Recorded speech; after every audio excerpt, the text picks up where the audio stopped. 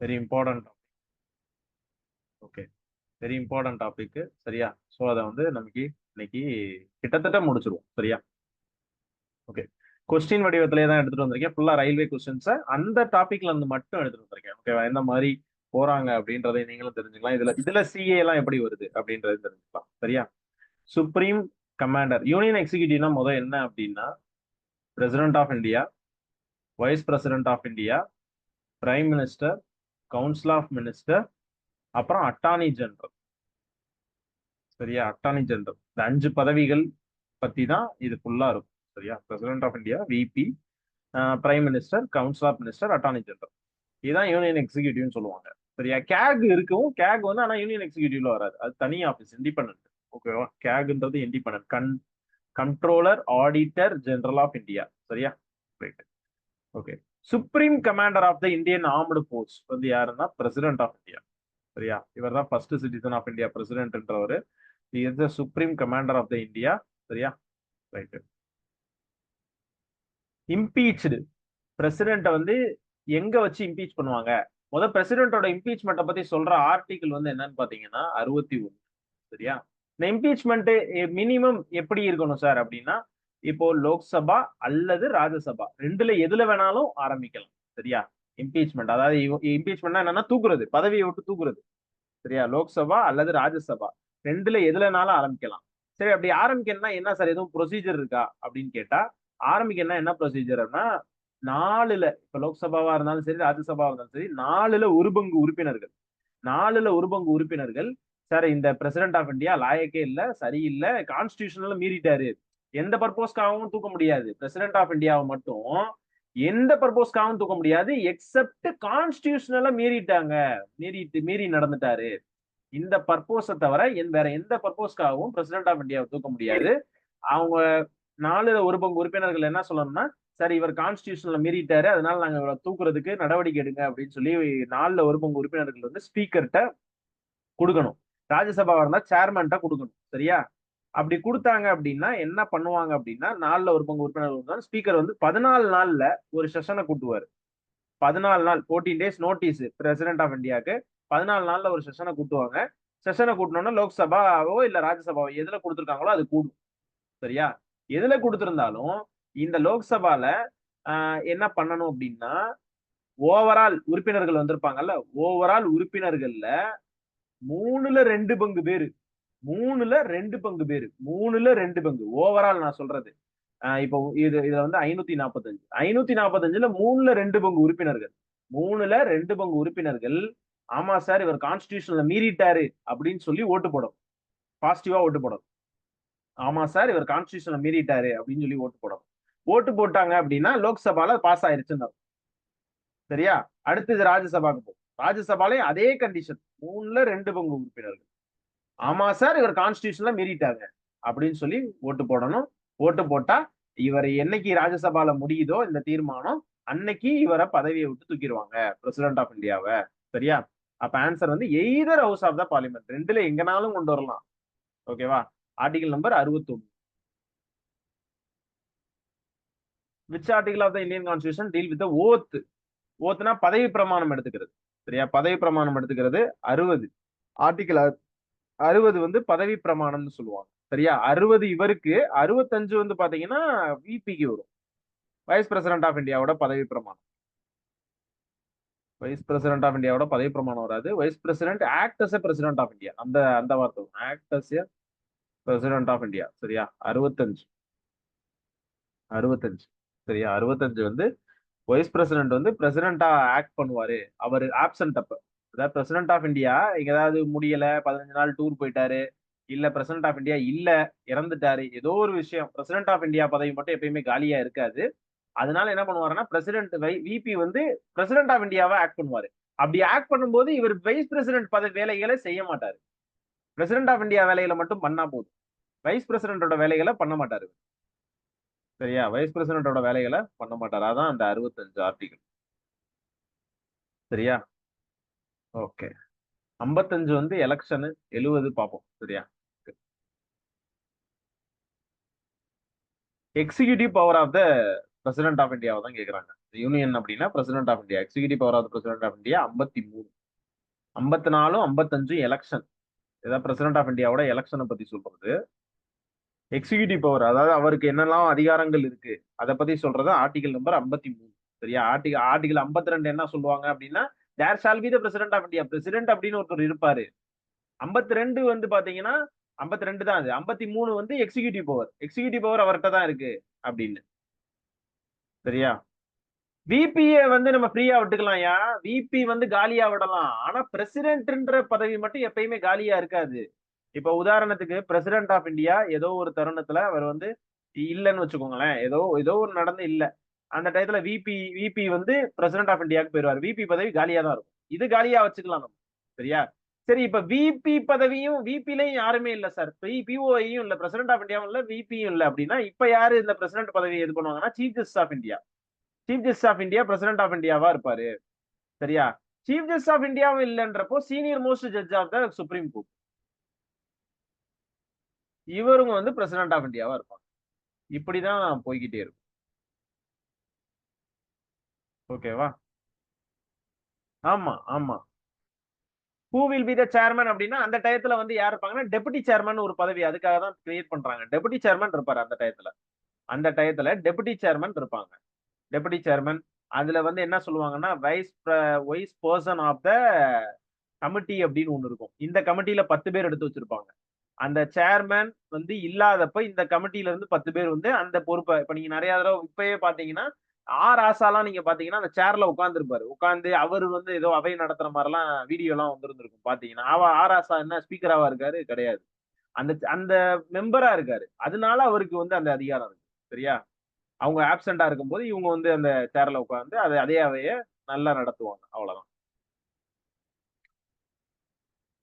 Which article of the Indian Constitution deals the special address by the President of the Parliament?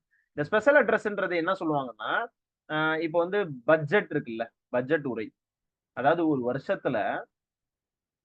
வருஷத்துல ஒரே ஒரு தடவை தான் president of India பார்லிமெண்ட்ல வந்து பேசுவார். அது எப்பன்னா வருஷத்துல முதல் தொடங்குற செஷன், முதல் தொடங்குற கூட்டத்தொடர்னு சொல்லுவாங்கல்ல, ஃபர்ஸ்ட் செஷன் என்னது? பட்ஜெட் செஷன் தான். இந்த பட்ஜெட் செஷன்ல தான் ஃபர்ஸ்ட் அவர் வந்து தோன்றி பேசுவார் ஒவ்வொரு வருஷமும். அதே மாதிரி இப்ப எலெக்ஷன் வருஷம் வைங்களேன், எலெக்ஷன் வருஷம் அப்படின்னா இந்த பட்ஜெட் செஷன்லயும் தோன்றி பேசுவாரு. புது கவர்மெண்ட் வரும்ல, நியூ கவர்மெண்ட் வரும். ஈவன் பிஜேபியே மறுபடியும் ஜெயிச்சு வந்து மறுபடியும் ஒரு பட்ஜெட் பிரசன்ட் பண்ணுவாங்க. ஏன்னா இது வந்து இன்ட்ரீம் பட்ஜெட் தான் பிரசன்ட் பண்ணுவாங்க. இந்த பட்ஜெட்டுக்கு முன்னாடியும் இவர் தோன்றுவாரு. சரி, அந்த எலெக்ஷன் இயர்ல மட்டும் 2 தடவை தோன்றுவாரு. மித்த டைம்லாம் ஒரு வருஷத்துக்கு ஒரு தடவை தான் இந்த ஸ்பெஷல் அட்ரஸ் பண்றது. ஸ்பெஷல் அட்ரஸ் பண்றது வருஷத்துக்கு ஒரு தடவை தான் பண்ணுவாங்க. ஆனா எலெக்ஷன் இயர்ல மட்டும் 2 தடவை பண்ணுவாங்க. ஏன்னா புது கவர்மெண்ட் ஃபார்ம் ஆகுறனால, புது பார்லிமெண்ட் வர்றனால. ஓகேவா? Article number 87 special address. சரியா? Special address. ஓகேவா?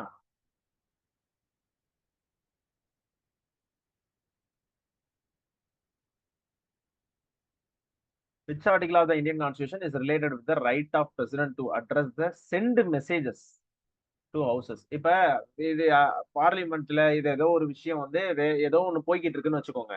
பிரசிடென்ட் ஆஃப் இந்தியா நினைச்சா அதை தடுத்து நிறுத்த முடியும், மெசேஜ் அனுப்ப முடியும். இந்த மாதிரி ஒரு இஷ்யூ போகுது, இதை என்னன்னு பாருங்க அப்படின்னு மெசேஜ் அனுப்ப முடியும் ஹவுஸுக்கு. அவருக்கு அதிகாரம் இருக்கு. அது வந்து பில வரும். சரியா? சாரி, ஆர்டிகல் நம்பர் 86ல வரும். 87 வந்து பாத்தீங்கன்னா அட்ரஸ் பண்றது. 86 வந்து பாத்தீங்கன்னா மெசேஜ் அனுப்புறது. ஐயா, இந்த இந்த இஷ்யூ உடனே பாருங்க, இந்த இஷ்யூ எடுங்க அப்படின்னு மெசேஜ் அனுப்புறது. சரியா? பிரசிடென்ட் நினைச்சா அனுப்பலாம். சரியா? பிரசிடென்ட் நினைச்சா அனுப்பலாம். ஓகேவா?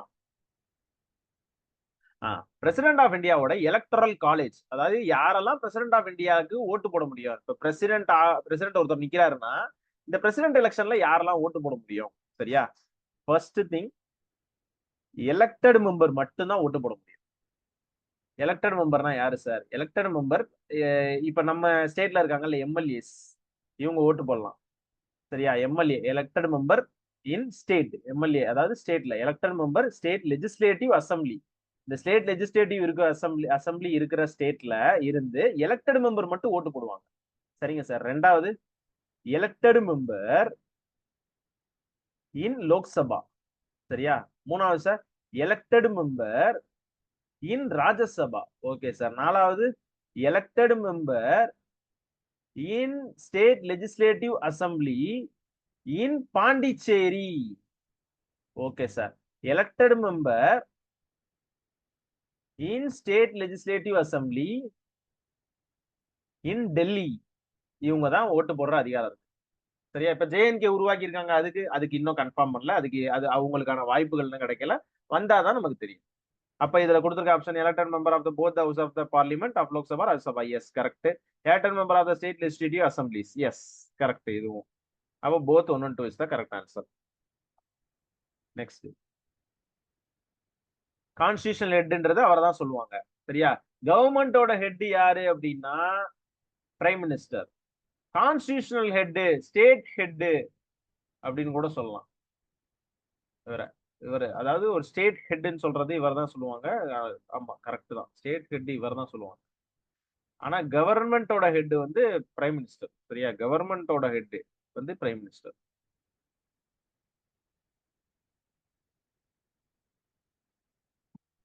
ஸ்டேட் கவர்னர் மேபி டிரான்ஸ்பரா. ஒரு கவர்னரை அப்பாயின்ட் பண்றதுக்கான அதிகாரம் யார்கிட்ட இருக்குது அப்படின்னா பிரசிடென்ட் ஆஃப் இந்தியா கிட்ட இருக்கு. ஒரு கவர்னரை அப்பாயின்மெண்ட் பண்றதுக்கான அதிகாரம் யார்கிட்ட இருக்குன்னா பிரசிடென்ட் ஆஃப் இந்தியா கிட்ட இருக்கு. சரிங்க சார். கவர்னரை அப்பாயின்ட் பண்றதுக்கான அதிகாரம் பிரசிடென்ட் ஆஃப் இந்தியா கிட்ட இருக்கு. சரி. அப்ப கவர்னரை பதவியேற்பு யார் பண்ணி வைப்பா சொல்லுங்க பாப்போம். கவர்னர் ஒரு ஓத் எடுக்கணும்ல, பதவி ஏற்கணும். கரெக்டா? இது யார் பண்ணுவா?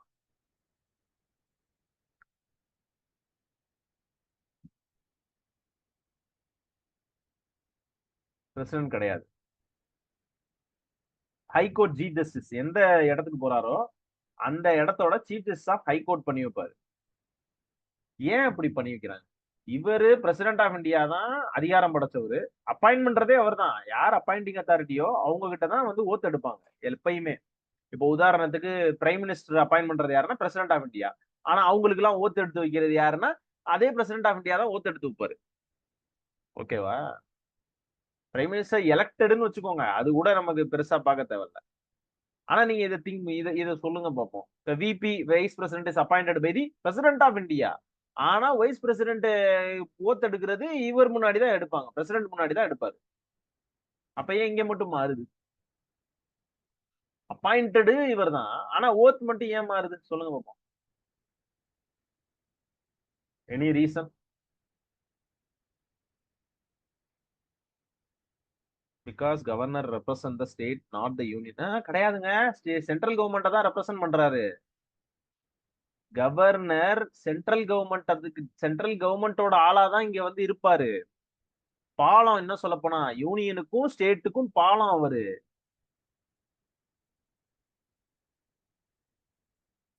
ஸ்டேட்டுக்கும் சென்ட்ரல் கவர்மெண்ட்டுக்கும் பாலமே அவர் தான். சென்ட்ரல் கவர்மெண்டோட ரெப்ரசன்டேட்டிவ் ஸ்டேட்ல யார் இருக்கான்னு கேட்டா ஃபர்ஸ்ட் வரதே நம்ம சொல்ல போறது கவர்னர் தான் சொல்லுவோம். அவர் வந்து சென்ட்ரல் கவர்மெண்டோட ரெப்ரசன்டேட்டிவ் தான். அதனாலதான் சென்ட்ரல் கவர்மெண்ட் நியமிக்குது. ஸ்டேட் கவர்மெண்ட் நியமிக்காது கவர்னரை. என்ன ரீசனா இருக்கும்?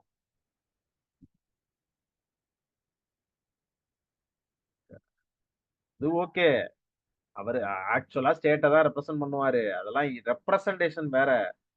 ஆனா அப்பாயிண்டிங் அத்தாரிட்டி முன்னாடி தானே இது பண்ணணும். அதை நான் கேக்குறேன். அப்பாயிண்டிங் அத்தாரிட்டி முன்னாடி தான் பதவி ஏற்கணும். இப்போ உதாரணத்துக்கு உங்களை வந்து இப்ப யாரு, நீங்க வந்து இப்ப வந்து ரயில்வேல போறீங்க அப்படின்னா ரயில்வேல உங்களுக்கு வந்து இப்ப யார் அப்பாயிண்டிங் அத்தாரிட்டியோ அவங்க முன்னாடி தான் நீங்க பதவி பிரமாணம் ஏற்பீங்க. ஒவ்வொரு சின்ன சின்ன ஜாப் கூட பதவி பிரமாணம் உண்டு. நான் கேக்குறது, பதவி பிரமாணம் யார் பண்றாங்களோ அவங்க முன்னாடி தானே எடுக்கணும். ஆனா ஏன் வந்து நம்ம சீஃப் ஜஸ்டிஸ் ஆஃப் ஹைகோர்ட்ட குடுக்குறாங்க?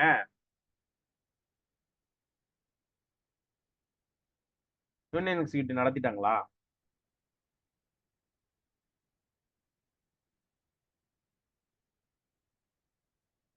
Union executive நடத்திட்டாங்களா?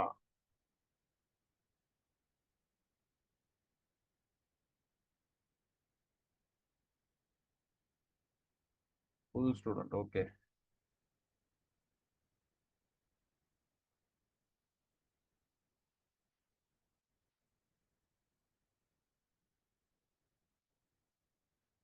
எல்லாருமே புது ஸ்டூடெண்ட்.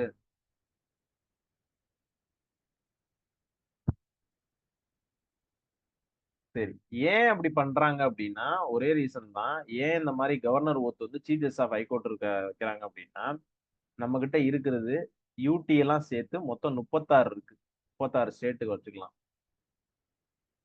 இப்போ டெல்லியில இருந்து திரௌபதி முர்மு புறப்படுறாங்க. தமிழ்நாட்டுக்கு வந்து தமிழ்நாட்டுல பதவி ஏற்கிறாங்க ஒரு நாள். 2வது நாள் அடுத்து கேரளா. இப்படி ஒவ்வொரு ஸ்டேட்டுக்கா போனோம்னா என்ன ஆகுது? அடுத்து திரௌபதி முர்மு இந்த வேலையை அவங்க என்ன அவங்களுக்கு பில்லு பாஸ் பண்ற வேலைகள் இருக்கு. நிறைய இடத்துல அப்பாயிண்டிங் அத்தாரிட்டி அவங்க தான் இருக்காங்க.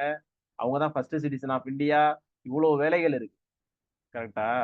அப்போ அதனாலதான் இந்த வேலையை வந்து கொடுத்துட்டாங்க. இல்ல இல்ல நம்மளால பார்க்க முடியாது, நீங்க பண்ணிக்கங்க அப்படின்னு. புரியுதா? அவங்க ஒவ்வொரு ஸ்டேட்டுக்கு வந்துகிட்டு இருக்க முடியாது இல்லையா? இப்ப தமிழ்நாடுனா தமிழ்நாட்டுக்கு வரணும் அவங்க. அது மாதிரினா வர முடியாது. அதனால அப்படி.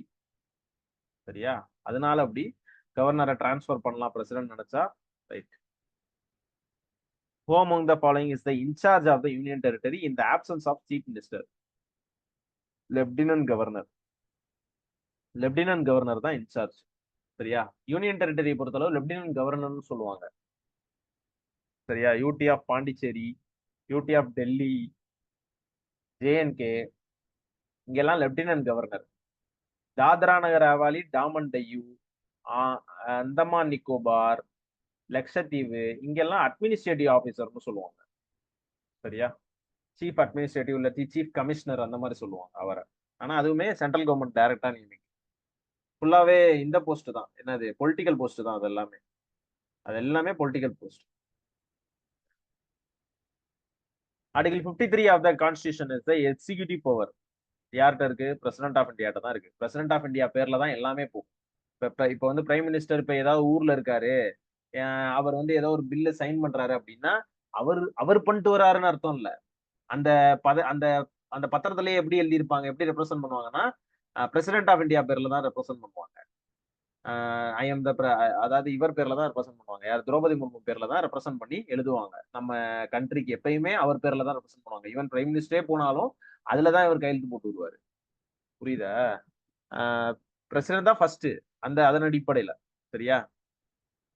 Highest executive office president of India. Article number 1, 2, 3 ordinance சொல்லுவாங்க. ஆர்டினன்ஸ் அவசர சட்டம். இப்ப திடீர்னு பார்த்தா லோக்சபா ராஜ்யசபா ரெண்டும் ரன் ஆகிட்டு இருக்கு. இந்த லோக்சபா மட்டும் திடீர்னு கொஞ்ச நாள் பார்த்தா மூடி வச்சிருவாங்க. சரியா? செஷன் க்ளோஸ் ஆயிரும். கொஞ்ச நாள் வந்து லோக்சபா இருக்கவே இருக்காது. அப்ப இந்த டயத்துல ஏதாவது முக்கியமான சட்டங்கள் பாஸ் பண்ணணும், ஆக்ட் பாஸ் பண்ணணும் தேவைப்படுது அப்படின்னா அப்ப கொண்டு வருவாங்க இந்த அவசர சட்டத்தை. சரி, அந்த அவசர சட்டம் யாரு ஏற்றலாம் அப்படின்னா பிரசிடென்ட் ஆஃப் இந்தியா தான் ஏற்ற முடியும். சரி, இப்படி ஏத்தி அதை நடைமுறைப்படுத்தலாமா? நடைமுறைப்படுத்தலாம். எத்தனை நாளுக்கு நடைமுறைப்படுத்தலாம்? 6 மாசம் வரை அதுக்கு அதுக்கு வந்து இருக்கு. அதுக்கு வந்து அனுமதி இருக்கு. ஆனா அந்த 6 மாசத்துக்குள்ள எப்ப இந்த லோக்சபா அடுத்து கூடுதோ உடனே இதுக்கு அப்ரூவல் வாங்கிடும். இதோட வேலிடிட்டி 6 மாசம் தான். சரி, அப்படி அப்ரூவல் வாங்காட்டி இதோட வேலிடிட்டி முடிஞ்சிடும். இந்த சட்டம் வந்து செல்லாம போயிடும். புரியுதா? ரெண்டுலயுமே அப்ரூவல் வாங்கணும். அப்ரூவல் வாங்காட்டி இந்த சட்டம் வந்து செல்லாம போயிடும். ஆனா இந்த சட்டத்தை 6 மாசத்துல நடைமுறைக்கு வைக்கலாம். சரியா? அப்ரூவல் இல்லாம 6 மாசம் நடைமுறையில வைக்கலாம் ஆர்டினன்ஸ்ல. சரியா? which of the following article discuss the veto power of the president of India? veto powerனா ஒரு பில்ல சைன் போடுறதுக்கு மறுக்கிறது. இந்த பில் எனக்கு பிடிக்கல, இந்த பில்லு வந்து தப்பா இருக்குது ஏதோ அப்படின்னு சொல்லி மறுக்கிறது. சரியா? Article number 111. ஓகே.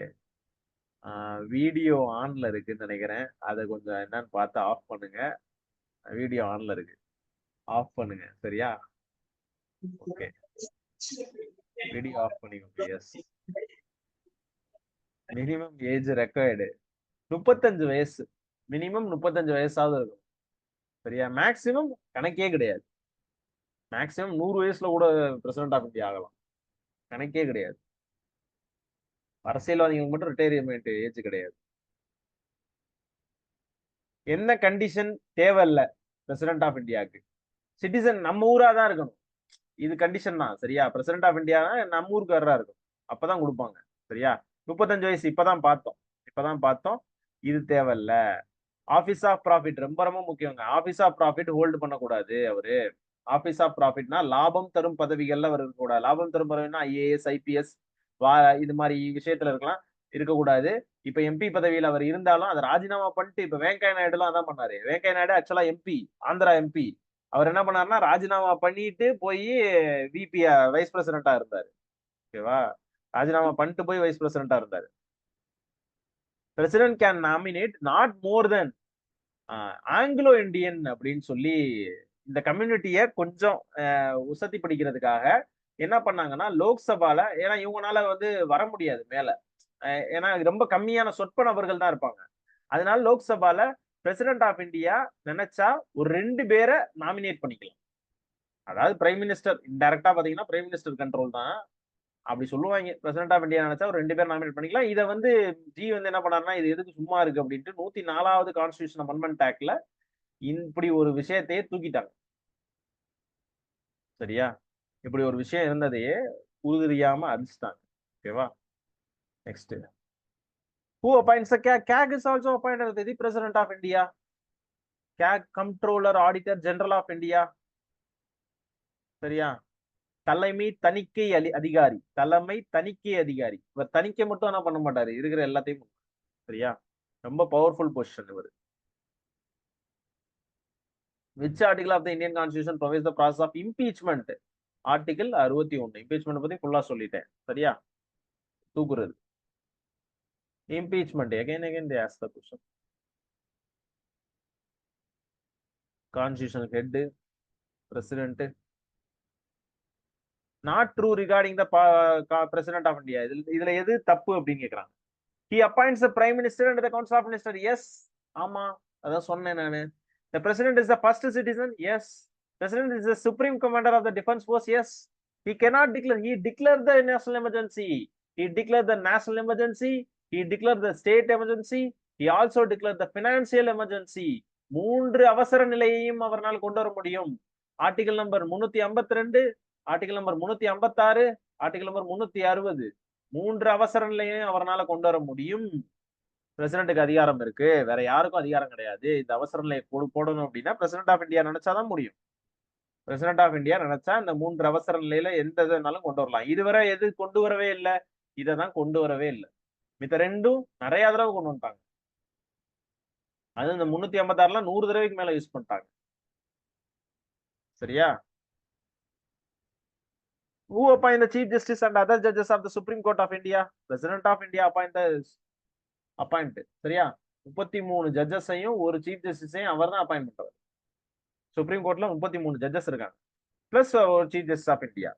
மொத்தம் 34 பேர். 34 பேரை அப்பாயிண்ட் பண்றது யாருன்னா அத்தாரிட்டி பிரசிடென்ட் தான். எவ்வளவு வேலை பாத்தீங்களா?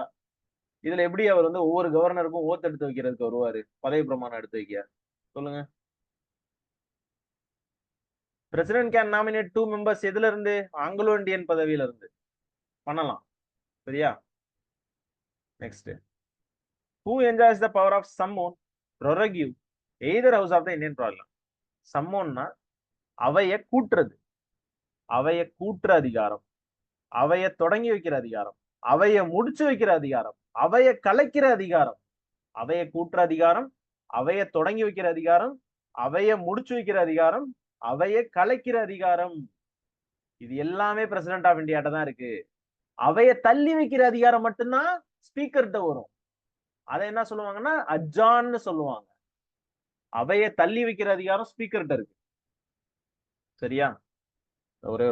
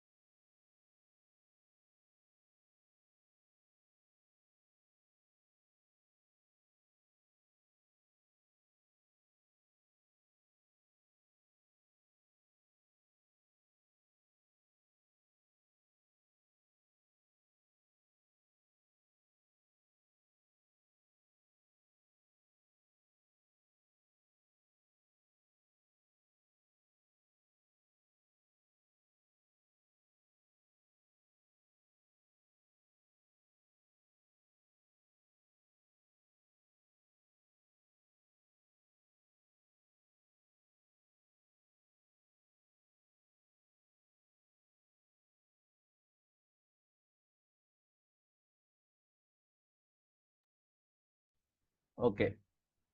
which one of the following articles of the Indian Constitution deals with the tenure of the President of India? 5 வருஷம் tenure. அவருக்கு 5 வருஷ காலம் கண்டிப்பா கொடுத்தாகணும். அவருக்கு கண்டிப்பா 5 வருட காலம் வந்து கொடுத்தே ஆகணும்னு சொல்ற ஆர்டிகிள் எது? எதுன்னு தெரியுமா?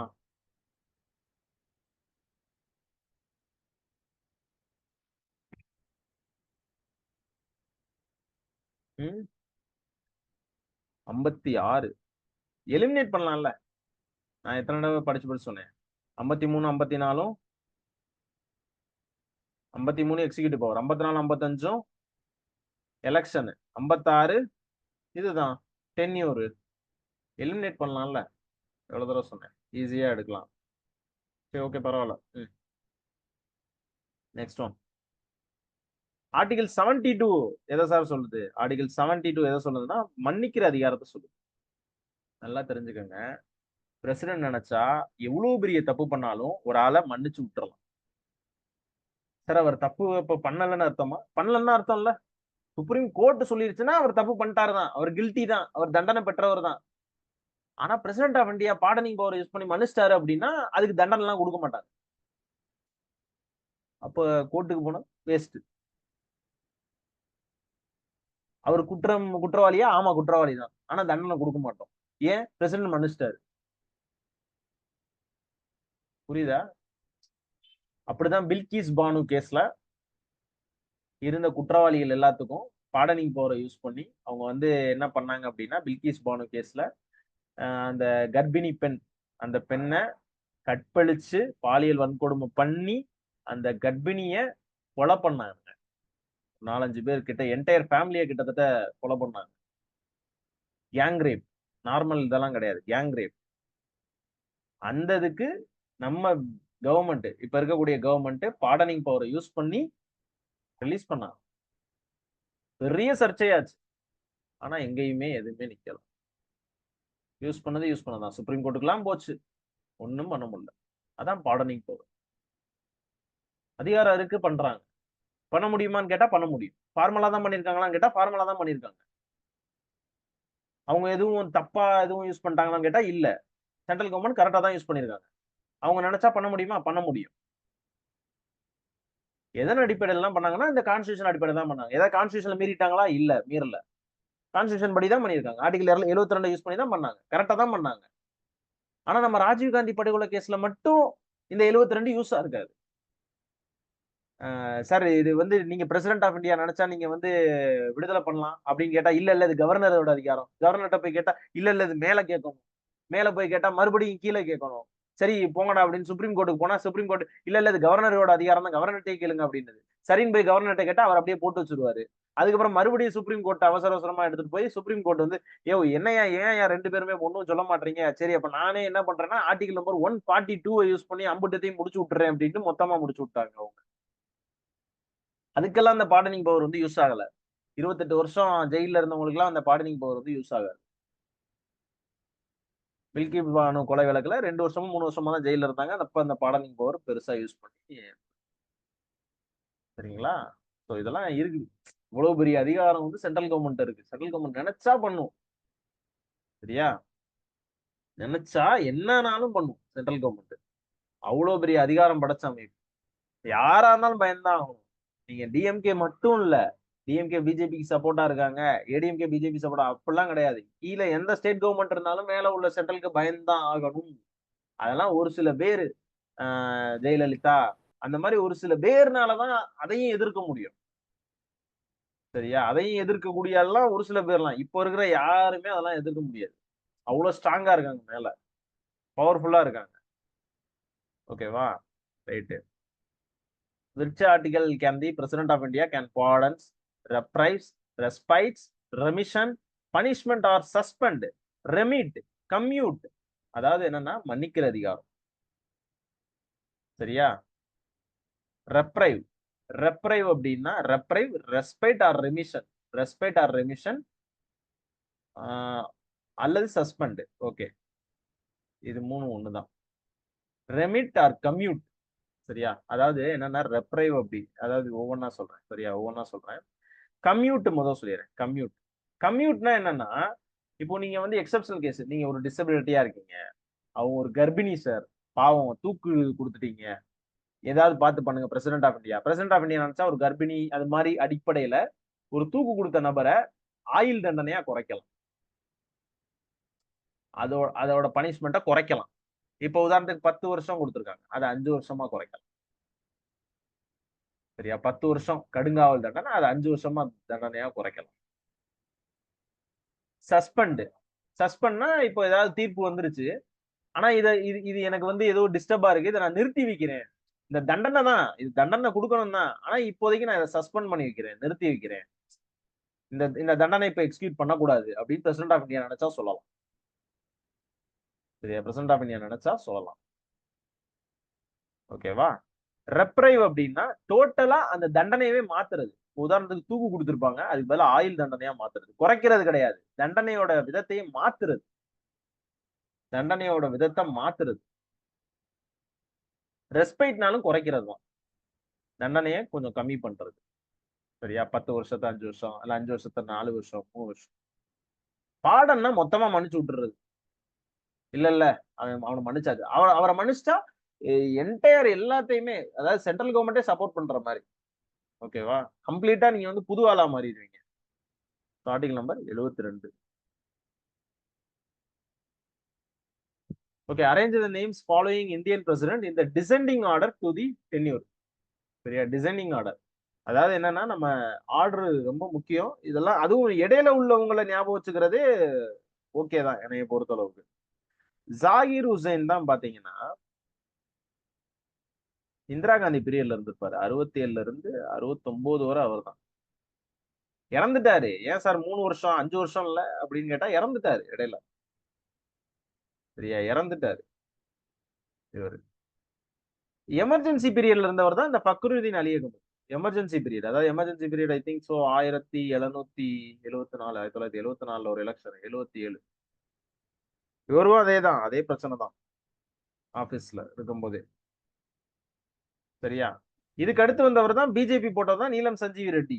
1977க்கு அப்புறம் 82 வரை இருந்தாரு. 82 வரை. சியான் ஜெயில் சிங்லாம் வந்து I think so is in Rajiv Gandhi period. 82ல இருந்து 87 ராஜீவ் காந்தி பீரியட்ல வருவார். அந்த ஆர்டர்ல அப்படியே இது பண்ணீங்க. அந்த இது நான் எப்படி சார் போட்டேன் அப்படின்னு கேட்டீங்கன்னா, எனக்கு அந்த இப்போ இவர் வந்து எமர்ஜென்சில இருந்தாரு எனக்கு நல்லா தெரியும். எமர்ஜென்சி பீரியட் அப்ப இவர் இருந்தாருன்னு நல்லா தெரியும். சரியா? அதுக்கு முன்னாடி இவர் தான் இருந்தாரு. ஏன்னா இவர் இறந்திருப்பாரு இடையிலேயே. இடையில இறந்து அந்த டயத்துல விபி இல்லாம போய் ஹிதயதுல்லா வந்து அந்த மாதிரி ஒரு சில பிரச்சனை எல்லாம் நடந்திருக்கும். அதனால எனக்கு இந்த போர்ஷன் வந்து நல்லா தெரியும், இந்த ஆட்களை. சரியா? சோ அது மாதிரி ஞாபகம் வச்சுக்க ட்ரை பண்ணுங்க. Who act as the president of India when both the president and the vice president are unavailable? நான் சொன்னேன் இல்லையா, இது கேட்பாங்க அப்படின்னு. பிரசிடென்ட்டும் இல்ல, வைபியும் இல்ல, அப்ப யார் இருப்பா? Chief justice of India. சரி, இவரும் இல்ல அப்படின்னா senior most judge of the supreme court.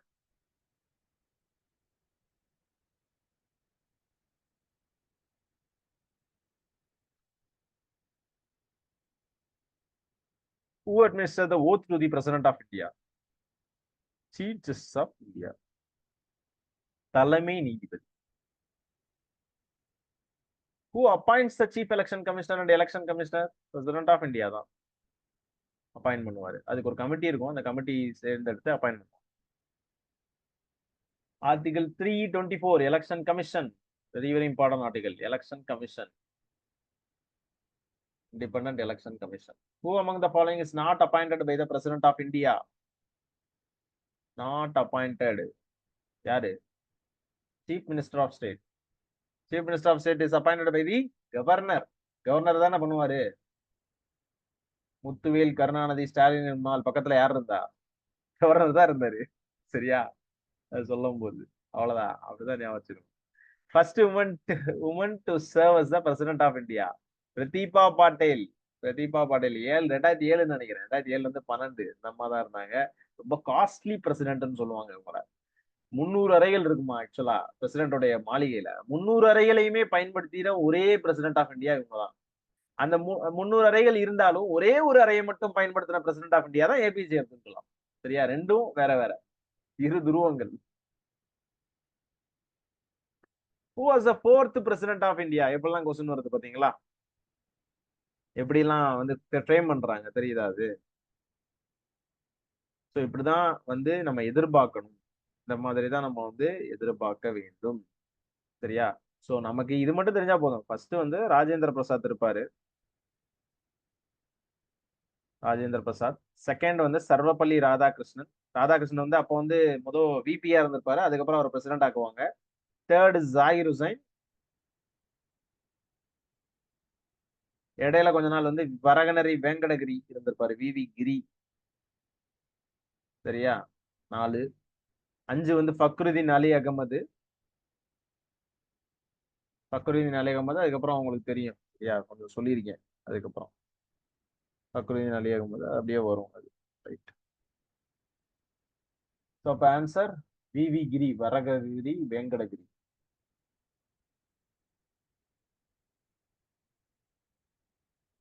After Rajendra பிரசாத்துக்கு அப்புறம் Sarvepalli Radhakrishnan. Ramnath Kovind took the 14th. இப்ப Draupadi Murmu 15th president of India. 15th president of India. Santhal tribe. Santhal tribe சார்ந்தவங்க அவங்க. Which president of India is known as the missile man? Doctor APJ Abdul Kalam. Missile man. 1999ல ஒரு சரித்திரம் படைச்சவர் அவரு. 99 காலகட்டத்துல அப்போ வந்து வெங்கட நாராயணன் நினைக்கிறேன், வெங்கட நாராயணன் நினைக்கிறேன் அப்படின்றவர் தான் பிரசிடென்ட் ஆஃப் இந்தியா இருந்தாரு. அப்ப நமக்கு கார்கில் வார் போயிட்டு இருந்துச்சு. அந்த டயத்துல சிமுலேஷன் அப்படின்னு ஒரு டெக்னாலஜியை கண்டுபிடிச்சதே இந்த அப்துல் கலாம் தான். அந்த டெக்னாலஜி யூஸ் பண்ணி தான் நம்ம ஜெயிச்சோம். கார்கில் வாரையே ஜெயிச்சது காரணமே இந்த மிசைல் மேன் தான். சரியா? Who among the following was awarded the Bharat Ratna award before becoming the president of India? Sarvepalli Radhakrishnan முன்னாடியே வாங்கிட்டாரு. சரியா? மித்த எல்லாருமே பிரசிடென்ட் ஆஃப் இந்தியா ஆனதுக்கு அப்புறம் தான் பாரத ரத்னா கிடைக்கும். பிரணாப் முகர்ஜி தான் அப்படிதான் வாங்கினாரு. அதுக்கப்புறம் தான் கிடைச்சு. இப்போ வந்து இவருக்கு மட்டும்தான் முன்னாடியே வாங்கினவர். யங்கஸ்ட் பிரசிடென்ட் ஆஃப் இந்தியா நீலம் Sanjeevi Reddy.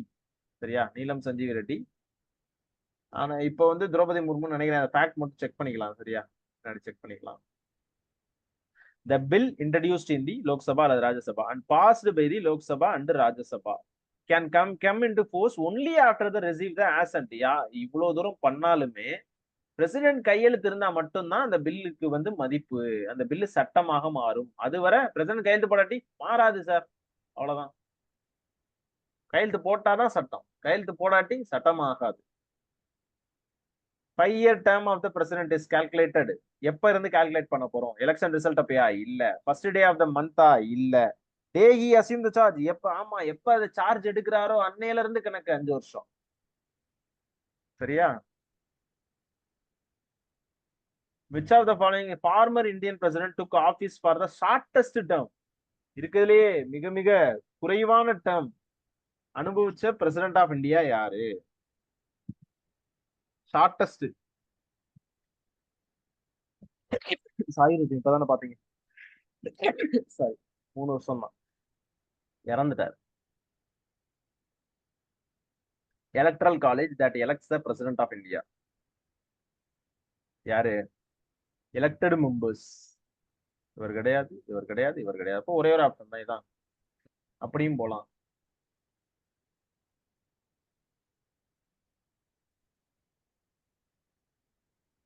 Okay, next one. Total number of members nominated by the President of India, Lok Sabha and Rajya Sabha. 12 plus 2. அதாவது 12 வந்து ராஜ்யசபால நாமினேட் பண்ணலாம், 2 வந்து லோக்சபால. So total 14. சரியா? 14 பேரை வந்து நாமினேட் பண்ணலாம். இந்த 12 பேர் யார் யாரெல்லாம் பண்ணலாம் அப்படின்னா, லிட்ரேச்சர்ல பெரிய ஆளா இருக்கலாம், இல்ல சயின்ஸ் துறையில பெரிய ஆளா இருக்கலாம், இல்ல சோசியல் சர்வீஸ்ல பெரிய ஆளா இருக்கலாம், இல்லாட்டி வந்து ஸ்போர்ட்ஸ்ல பெரிய ஆளா இருக்கலாம். இது வந்து எமினென்ட்டா இருக்கணும். இதுல எமினென்ட் அப்படின்னு பிரசிடென்ட்டுடைய பார்வையில இருக்கும். பிரசிடென்ட் ஆஃப் இந்தியா பார்வையில எமினென்ட்டா இருக்கும். இருந்தா இந்த பதவிக்கு அவங்க இது. அப்படிதான் இளையராஜாவை பார்க்கும்போது இளையராஜாவுடைய அந்த கம்பாரிசன், அவர் எழுதின அந்த புத்தகம், அம்பேத்கரையும் மோடியையும் கம்பேர் பண்ண புத்தகங்கள்லாம் பார்க்கும்போது அவர் ஒரு எமினென்ட் ஸ்காலரா தெரிஞ்சிருக்காங்க நம்ம பிரசிடென்ட் ஆஃப் இந்தியாவுக்கு. சரியா? எமினன்ட் ஸ்காலரா தெரிஞ்சிருக்காங்க. ஓகேவா? இன்னைக்கு இன்னைக்கு இருக்கிற ஜல்ஜீவன் மிஷனையும் அன்னைக்கு வந்து அம்பேத்கர் வந்து தண்ணிக்காக போராடினதையும் கம்பேர் பண்ணி சொல்லி எமினன்ஸ் ஸ்காலர் ஆயிருக்காரு. அதனால பிரசிடென்ட் ஆஃப் இந்தியா ஆமா எமினன்ஸ் ஸ்காலர் தான், வாங்க ராஜ்யசபாக்கு உங்களுடைய இது தேவை அப்படின்ட்டு அப்பாயின்மெண்ட் போட்டு கொடுத்துருக்காங்க. சரியா? ரைட்டு. பாலிட்டி எடுத்தாலே இதான் எங்கேயோ போயிரும் எனக்கு டாபிக். அப்படியே கொஞ்சம் கொஞ்சமா மீதியாகும். Okay, first citizen of India president. Okay. Which of the following Indian president has the largest tenure? இருக்கிறதுலே அதிக டென்யூர் பிடிச்சது ஃபர்ஸ்ட் பிரசிடென்ட் ராஜேந்திர பிரசாத் தான். ரொம்ப பெருசு, 12 வருஷமோ 13 வருஷமோ வரும் இவரு. ஏன்னா முன்னாடி இருந்தே அவர் வந்து அந்த போஸ்ட்ல இருப்பாரு. சரியா? President ordinance effect last for 6 months, 6 மாசத்துக்கு தான் இருக்கும். சரியா? கேன்சல் பண்ற அளவுக்கு அந்த அளவுக்குலாம் இல்ல, 6 மாசம் தான் இருக்கும். சரியா? Power of the president to promulgate the ordinance during the parliament is செஷன்ல இருக்கும்போது article 1 2 3, article number 1 2 3 ordinance. Before taking oath as the 14th president of India, Ramnath Kovind held the office of governor of Bihar இருந்தாரு. பீகார் இருந்தவர் தான் தூக்கி இங்க கொண்டு வந்து போட்டாங்க. இப்ப ராம்நாத் கோவிந்த் போயிட்டு இப்ப திரௌபதி முர்மு வந்திருக்காங்க. First Muslim president of India Zakir Hussain. Zakir Hussain. Honorable President of India Ramnath Kovind belongs to which state? Bihar. Bihar சேர்ந்தவர். Who was defeated by the Ramnath Kovind? Meera Kumar. Meera Kumar. Name the President of India who used the packet veto. ரொம்ப முக்கியம்யா.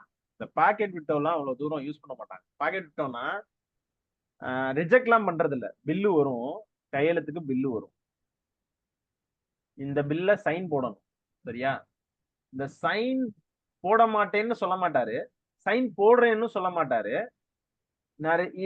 இத மறுபடியும் ஒரு தடவை பண்ணிட்டு பாத்துட்டு வாங்கன்னு சொல்ல மாட்டாரு, அப்படியே போட்டு வச்சிருவாரு. அப்படியே வந்து டேபிள்ல இருக்கும், கையெழுத்தே போட மாட்டாரு. கையெழுத்து போட மாட்டேன்னு சொல்ல மாட்டாரு, ஆனா போடவும் மாட்டாரு. அதுக்கு பேரு தான் பாக்கெட் விட்டோ. அந்த மாதிரி பாக்கெட் விட்டோ பவரை 1986 ராஜீவ்காந்தி பீரியட்ல யூஸ் பண்ணாரு. யாரு அப்படின்னா ஜியான் ஜெயில் சிங். அதுக்கப்புறம் வந்து ஆனா அப்போ உள்ள கவர்மெண்ட்லாம் இந்த மாதிரி எல்லாம் பண்ணாங்கன்னா அது என்னன்னு பாப்பாங்க, அந்த இஷ்யூ என்னன்னு பாப்பாங்க. என்னன்னா உடனே என்ன பண்ணாருன்னா அந்த ராஜீவ்காந்தி இல்ல அந்த பில்ல தப்பான பில்லு போலன்ட்டு அவர் என்ன பண்ணாருன்னா உளவுத்துறையிட்ட விசாரிச்சு அந்த பில்ல வந்து தோல்வியை முடிச்சு விட்டாரு. அதுக்கப்புறம் அந்த பில்ல பாஸே பண்ணல, எடுத்துட்டு வரல. சரியா? எடுத்துட்டு வரல. அதிகாரம் படைச்ச அமைப்புன்றதுக்காக அதிகாரத்தெல்லாம் வந்து காமிக்கல. டக்குன்னு சரி அது தப்பு அப்படின்னு உடனே மாத்துவாங்க. அவங்க இந்த இதெல்லாம் பார்க்க மாட்டாங்க. சரியா? Financial emergency republic of India can only declare by president of India. ஆனா இதுவரை ஒரு தடவை கூட பண்ணது கிடையாது. Who has the right to take the final decision? Election of the பிரசிடென்ட்ல ஏதாவது சண்டை வந்துச்சுன்னா சுப்ரீம் கோர்ட்டை தான் நீங்க அணுகணும். அதுவும் எலெக்ஷன் முடிஞ்சதுக்கு அப்புறம் தான் அது அணுக வேண்டும். பிபியிலேயே சண்டை வந்துச்சுன்னா சுப்ரீம் கோர்ட்டை தான் அணுக வேண்டும். அதுவும் எலெக்ஷன் முடிஞ்சதுக்கு அப்புறம் தான் அணுக வேண்டும். பிரசிடென்ட் வைஸ் பிரசிடென்ட் மட்டும்தான் சுப்ரீம் கோர்ட்டு. மித்த எலெக்ஷனுக்கு எந்த கோர்ட்டை வேணாலும் நீங்க அணுகலாம். அவ்வளவுதான். Pranab Mukherjee 13th president of India. சரியா?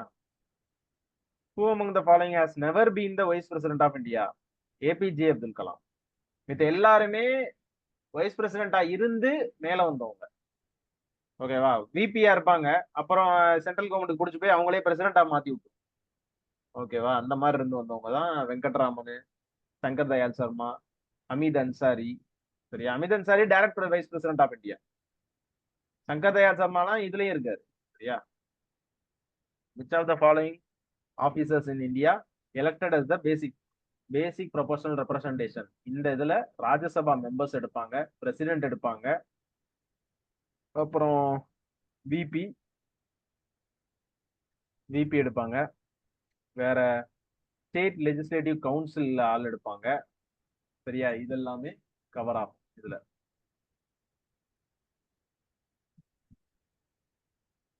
Under one of the provision of Article 89 of the Indian Constitution, who shall be the ex officio chairman? நீங்க சொன்னீங்கல்ல வைஸ் பிரசிடென்ட் தான் எக்ஸ் officio chairman இருப்பாரு. ஆமா, ஆர்டிகல் 89 படி. ஓகேவா? எஸ்.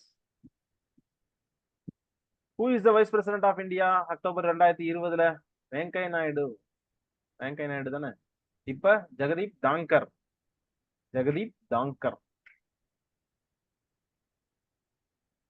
எலக்ட்ரல் காலேஜ் லோக்சபாக்கு நம்ம ஸ்டேட்லாம் வந்துச்சுல்ல, ஆனா ஏதாவது யார் பிரசிடென்ட்டுக்கு, வைஸ் பிரசிடென்ட்டுக்கு ஸ்டேட்லாம் வராது.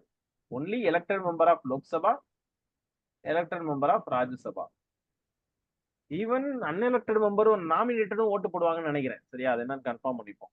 விபிக்கு மட்டும் அந்த மாதிரி மாறும். ஓகேவா? Election of the VP.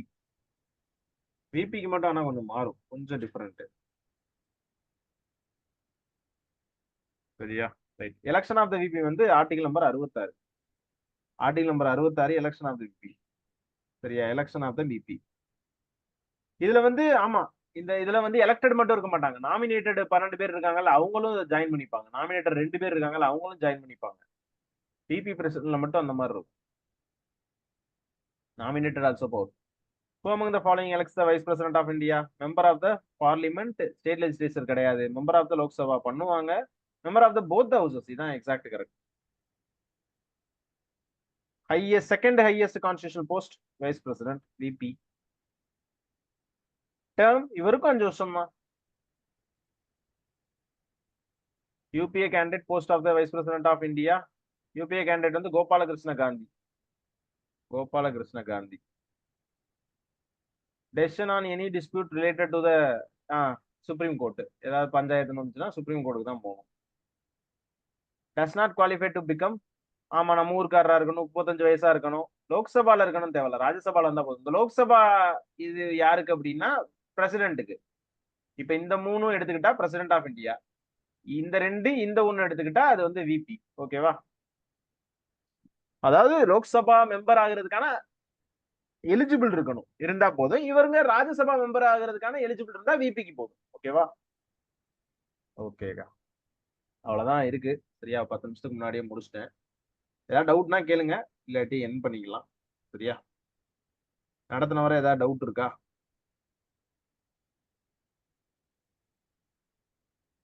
ஏதாவது டவுட் இருக்கா நடத்தின வர? அடுத்த தடவை கொஞ்சம் அதிகமா எடுத்து வரேன். சரியா, நடத்தின வர ஏதாவது டவுட் இருக்கா? கொஞ்சம் ஃபாஸ்டா போனேன்னு நினைக்கிறேன். கரெக்டா? ஏதாவது டவுட் இருக்கா? டவுட் இருக்கா? சாட்ல ரிப்ளை கொடுங்க. Please tell about the impeachment of chief justice of supreme court. Chief justice of supreme கோர்ட்டோட இம்பீச்மெண்ட் வந்து அது வேற மாதிரி நடக்கும். இப்போ வந்து நான் வந்து டிக்டேட் பண்றேன். சரியா, எழுத முடியாது, டிக்டேட் பண்றேன். சீஃப் ஜஸ்டிஸ்ல மேல வந்து அதிருப்தி ஏற்பட்டுச்சு அப்படின்னா ஃபர்ஸ்ட் வந்து அவங்க என்ன பண்ணணும் அப்படின்னா, போய் இதே மாதிரி 4/1 உறுப்பினர்கள் போய் எங்களுக்கு வந்து பிரச்சனையா இருக்கு அப்படின்னு சொல்லிட்டு லோக்சபாலையோ ராஜ்யசபாலையோ கொடுக்கலாம். எங்க கொடுக்குறாங்களோ அந்த அவையினுடைய தலைவர், ஸ்பீக்கரா இருந்தா இங்க ஸ்பீக்கர், இங்க சேர்மனா இருந்தா சேர்மன், அவர் அக்செப்ட் பண்ணணும். சரி, ஆமா ஆமா உண்டு இந்த பிரச்சனை அப்படின்னு அக்செப்ட் பண்ணணும். அக்செப்ட் பண்ணதுக்கு அப்புறம் அவர் என்ன பண்ணுவாருன்னா ஒரு ஸ்பெஷல் செஷனை கூட்டுவாரு, ஸ்பெஷல் செஷனை உருவாக்குவாரு. ஸ்பெஷல் செஷனை உருவாக்குனதுக்கு அப்புறம் தான் ஸ்பெஷல் செஷன் அந்த அந்த ஸ்பெஷல் செஷன்ல என்ன பண்ணுவாங்கன்னா ஒரு 3 ஜட்ஜஸ் கொண்ட ஒரு குரூப்பை வந்து அப்பாயிண்ட் பண்ணுவாங்க. ஒரு 3 ஜட்ஜஸ். அந்த 3 ஜட்ஜஸ் என்னன்னா இதை என்கொயரி பண்ணுவாங்க. இதை என்கொயரி பண்ணி இது உண்டா இல்லையா அப்படின்னு பார்த்து சொல்லுவாங்க. அவங்க உண்டு அப்படின்னா பாஸ் ஆகும், உண்டு அப்படின்னா அந்த பில்லுக்கு போகும். சரியா, இல்ல அவங்க வந்து அங்கேயே வந்து எந்த பிரச்சனையும் இல்லைன்னு சொல்லிட்டாங்கன்னா அந்த பில் அங்கேயே காலியாயிரும். அந்த பில் அங்கேயே காலியாயிரும். இப்போ அவங்க வந்து ஆமா சார் இவர் தப்பு பண்ணியிருக்காரு அப்படின்னு சீஃப் ஜஸ்டிஸ் ஆஃப் இந்தியா தப்பு பண்ணியிருக்காருன்னு சொன்னா அந்த பில்லு வந்து பாஸ் ஆக ஆரம்பிக்கும். ஆனா பாஸ் ஆகி ஒருவேளை மெம்பர்ஸ் ஓட்டு போட மறுத்துட்டாங்க, 3/2 உறுப்பினர்கள் வந்து இல்ல, இல்ல 3/2 உறுப்பினர்கள் இருந்தாங்க, ஆனா அவங்கள பாதி பேர் ஓட்டு போடல, ஓட்டு மாத்தி போட்டாங்க அப்படின்னா அவர் வந்து சீஃப் ஜஸ்டிஸ் ஆஃப் இந்தியாவை கன்டினியூ பண்ணலாம். ஈவன் அவர் மேல குற்றம் சாட்டப்பட்டு நிரூபிச்சிருந்தா கூட. இல்ல கரெக்டா பாஸ் பண்ணிட்டாங்க அப்படின்னா அதுக்கடுத்து அதே விஷயம் ராஜ்யசபாக்கு போகும். ராஜ்யசபால எந்த கமிட்டி ஃபார்ம் பண்ண மாட்டாங்க, டைரக்டா அப்ரோச் ஆகும். அங்க இதே விஷயம் நடந்து மெஜாரிட்டியில பாஸ் ஆச்சுன்னா வேலையை விட்டு தூக்கிடுவாங்க, பிரசிடென்ட் கையெழுத்தோட வேலையை விட்டு போயிடுவாரு. அவ்வளவுதான். வேற ஏதாவது டவுட் இருக்கா? Okay, thank you so much. Thank you for the wonderful session. Thank you.